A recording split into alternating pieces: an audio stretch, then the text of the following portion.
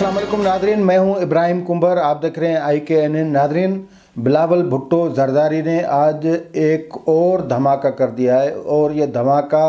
ये कह के किया गया है कि वज़ीर-ए-आज़म इमरान खान के ख़िलाफ़ हम जमहूरी हमला करेंगे और उसकी शक्ल अदम एतमाद तहरीक की होगी, यानी वज़ीर-ए-आज़म के ख़िलाफ़ अदम एतमाद तहरीक लाई जाएगी। अदम एतमाद तहरीक के हवाले से बिलावल भुट्टो जरदारी या पीपल्स पार्टी का जो बयानिया है वो दो रुखी हमला है। एक तो उसका हमला डायरेक्ट वज़ीर-ए-आज़म पे है, लेकिन दूसरा जो इसका पहलू है वो PDM यानी एक ऐसा इत्तेहाद जिसका बयानिया बिल्कुल अलग था उस पे भी है। PDM वाले पोर्शन को हम छोड़ देते हैं अगले प्रोग्राम के लिए, लेकिन जो हुकूमत या वज़ीर-ए-आज़म इमरान खान के ख़िलाफ़ अदम एतमाद तहरीक वाला मामला है उस पे हम आज अपना तज्ज़िया पेश करेंगे कि ये किस तरह मुमकिन है और वज़ीर-ए-आज़म इमरान खान ये बात सुनकर या ये बयान सुनकर किस तरह उन पे बिजली गिरी होगी या किस तरह वफाकी हुकूमत में खलबली मची होगी और किस तरह कल से ये जो वज़ीर मशीर जो तर्जमान हैं फिर ये निकलेंगे अपने बिलों से और फिर ये वजाहतें देते फिरेंगे और फिर ये तनकीद के तीर बरसाएंगे। हो सकता है कि कल से फिर नेब का नेब के ताले की जो कुंजी है उसको जो चाबी है उसको फिर एक और झटका दे दिया जाए और फिर नेब के कान खड़े किए जाएं, उनको फिर इशारा दे दिया जाए। ये सब मुमकिनात है। ये बिल्कुल दुरुस्त है कि किसी भी मुंतखब वज़ीर-ए-आज़म को हटाने के लिए आइन ने रास्ता दिया है अदम एतमाद तहरीक का और वो कौमी असम्बली के ज़रिए मंजूर होती है। अगर वज़ीर-ए-आज़म के ख़िलाफ़ अदम एतमाद तहरीक मंजूर हो जाती है और 172 वो वोट नहीं ले सकते तो फिर उनको घर जाना पड़ता है। लेकिन यहाँ मैं एक चीज़ ऐड करूँ कि वो ये तरीका, ये आइनी और कानूनी तरीका मुनासिब होगा किसी इलेक्टेड वज़ीर-ए-आज़म के लिए। कोई सिलेक्टेड, कोई इम्पोज्ड, कोई ऊपर से उतरा हुआ वज़ीर-ए-आज़म यानी पैराशूटी वज़ीर-ए-आज़म उसके हटाया तो उसको भी इसी तरीके से जाता है, लेकिन मुनासिब तो तरीका किसी इलेक्टेड वज़ीर-ए-आज़म के लिए है। ये है सिलेक्टेड वज़ीर-ए-आज़म के लिए ज़रूरी है कि उसको किसी मज़ाहमती तहरीक जदोजहद जिसका PDM ने शुरू से बयानिया बनाया था कि प्रेशराइज़ करके फिर उसको अपनी पहले मरहले में नाकामी का एहसास दिला के दूसरे मरहले में उसको ख़ुद मजबूर किया जाए कि वो चला जाए। बहरहाल अब अदम एतमाद तहरीक के हवाले से बिलावल भुट्टो जरदारी ने जो ऐलान किया है वो उस ऐलान के बाद उस ऐलान की कुछ मतलब पहलू ये बनते हैं। एक तो ये चीज़ वाज़ेह होनी चाहिए, हो सकता है इस पे होमवर्क किया भी हो, इसके लिए होमवर्क की ज़रूरत ज़्यादा है। सबसे पहली बात यह है कि पाकिस्तान की सियासत जिसमें दखल है, मुदाखलत है, दखल अंदाज़ी है, वो उन क़ुव्वतों की है जिनको सियासत में आने से उनका जो आइन है वो मने करता है, उनका हलफ भी मने करता है।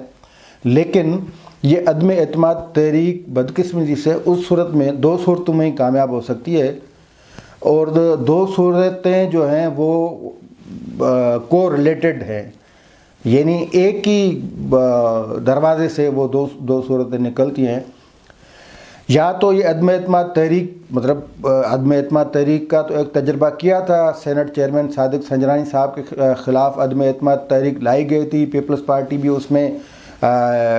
मुस्लिम लीग नवाज़, JUIF सब एक ही थे, नेशनल पार्टी, महमूद खान अचकज़ई वाली पार्टी, ये सब एक थे। लेकिन फिर वो तहरीक नाकाम हो गई। उस तहरीक को जिन क़ुव्वतों ने नाकाम किया, अगर ये तहरीक अदम एतमाद वज़ीर-ए-आज़म के ख़िलाफ़ आती है और वही क़ुव्वतें बिल्कुल वही फार्मूला इस्तेमाल करती हैं जो सादिक संजरानी को बचाने के लिए किया गया था, फिर पीपल्स पार्टी तो कहीं की नहीं रहेगी। लेकिन अगर PDM पीपल्स पार्टी के इस नुक्ते से इत्तफ़ाक़ करता है तो फिर मौलाना फजल रहमान की जमात और मुस्लिम लीग मियाँ नवाज़ शरीफ की जमात फिर वो तो बिल्कुल कहीं की नहीं रहेंगी। पीपल्स पार्टी तो हो सकता है फिर किसी वारे में फिर आ भी जाए, लेकिन फिर इन दो जमातों का हशर ख़राब होगा। اب اس کا دوسرا جو پہلو وہ یہ ہے کہ یہ تحریک کامیاب بھی ہو سکتی ہے. کامیاب اس حوالے سے ہو سکتی ہے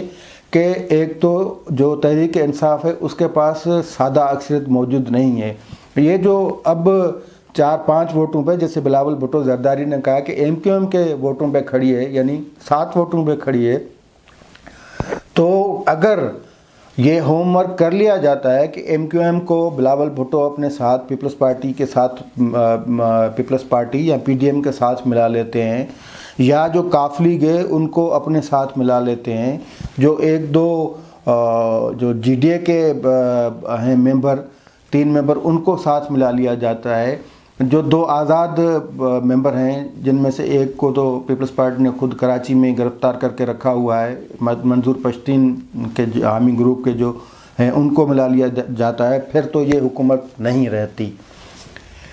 لیکن ان میں سے اکثریت یعنی ایم کیو ایم ہے یا قافلی گئے یا جی ڈی اے، وہ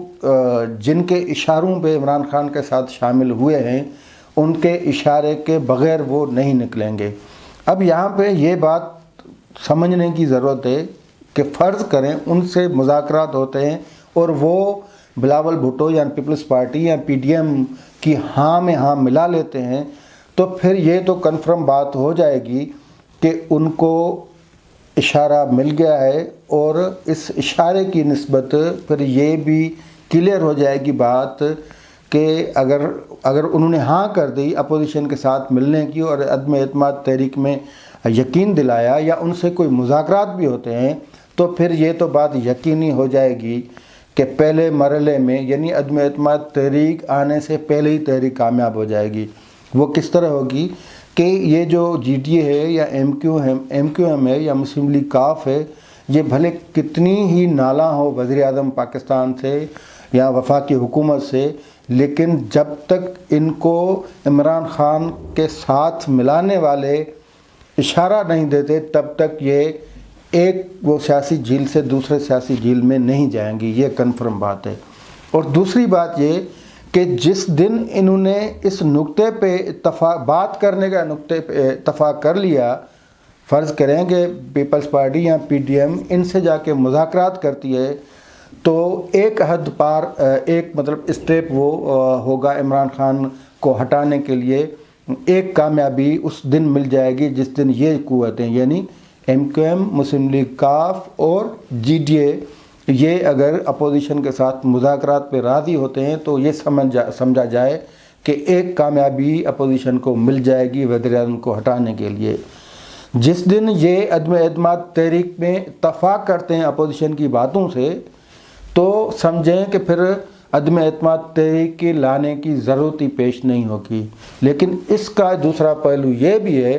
جس دن عمران خان کو یہ پتہ چل گیا، ان کو یہ رپورٹس کنفرم مل گئی کہ یہ جو میرے اتحادی ہیں وہ اب اپوزیشن کے ساتھ ہوں گے، تو پھر وہ نیا کھیل کھیل سکتا ہے. پھر وہ یہ بھی کر سکتا ہے کہ اپنی جو ناکامی کو چھپانے کے لیے، اپنی اہلیت کے فقدان کو چھپانے کے لیے، یا اپوزیشن کو کامیابی کو ختم کرنے کے لیے، اپنی اپوزیشن کو کامیاب کرنے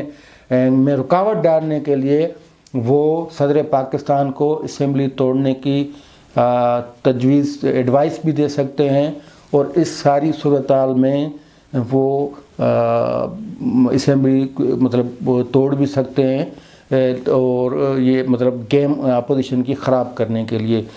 تو بہرحال اپوزیشن کی طرف سے اب بلاول بھٹو کے لیے دوسرا ٹاسک یہ ہے کہ وہ پی ڈی ایم کو اس پہ راضی کرے، کیونکہ بلاول بھٹو نے کہا ہے کہ پی ڈی ایم کو اس پہ راضی کیا جائے گا. لیکن یہ عدم اعتماد تحریک اس لیے عمران خان کے لیے ایک جھٹکے کی موافق ہے کہ عمران خان کے پاس جتنے بھی اتحادی ہیں وہ خود تذبذب کا شکار ہیں، وہ خود غیر یقینی کا شکار ہیں، اور عمران خان کو خود ان پہ اعتماد کم ہے. عمران خان کو خوف ہے کہ یہ کہیں کبھی کسی ٹائم بھی مجھے چھوڑ سکتے ہیں. تو پھر یہ آنے والے وقت میں ہی ہم بتا سکیں گے، یا آنے والے وقت میں آپ دیکھ سکیں گے کہ یہ عدم اعتماد تحریک کی جو شروعات ہوتی ہے وہ کس طرح ہوتی ہے. لیکن اس سے پہلے عدم اعتماد تحریک والی بات پہ پی ڈی ایم کو راضی کرنا ہوگا پیپلز پارٹی نے، اور امید یہ ہے کہ پیپلز پارٹی نے پی ڈی ایم میں جب سے پی ڈی ایم میں آئی ہے، ویسے پی ڈی ایم کا وجود بھی پیپلز پارٹی سے ہے، کیونکہ ان کی سربراہی میں جو اے پی سی ہوئی تھی میزبانی میں، اس کے بعد پی ڈی ایم وجود میں آیا، تو امید یہی ہے کہ اپنی باتوں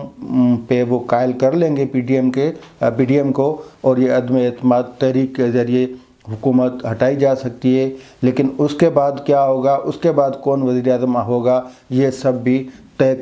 کرنا پڑے گا پی ڈی ایم کے پلیٹ فارم پہ، اور سب کو اتفاق کرنا پڑے گا کہ آگے کے لیے کیا لائحہ عمل دینا ہے، تاکہ پھر اگلی الیکشن کے لیے جایا جا سکے اور اس میں پھر وہ الیکشن آزاد و شفاف ہو۔ یہ ساری صورتحال ہے اگر عدم اعتماد تحریک لائی جا سکتی ہے۔ آج کے لیے اتنا ہی، دیکھتے رہیے ہمارا چینل۔